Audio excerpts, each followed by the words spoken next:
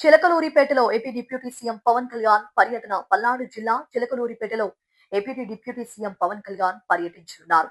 చిలకలూరిపేటలో శుక్రవారం deputy CM Pawan Kalyan పర్యటన నేపథ్యంలో అధికారులు విస్తృత ఏర్పాట్లు చేస్తున్నారు.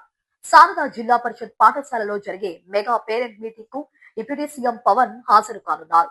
శారదా హైస్కూల్లో ఉప ముఖ్యమంత్రి పవన్ పర్యటన ఏర్పాట్లను విద్యాశాఖ ఉన్నతాధికారులు పర్యవేక్షిస్తున్నారు.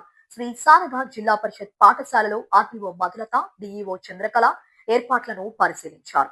ఘన స్వాగతం పలికేందుకు కూటమి నేతలు ముమ్మర ఏర్పాట్లు చేస్తున్నారు.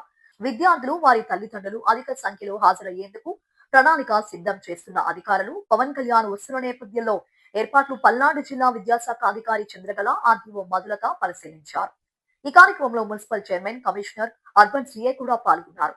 అయితే పవన్ కళ్యాణ్ చిత్తూరు జిల్లా పర్యటనలో అపశృతి చోటు చేసుకున్న విషయం తెలిసింది.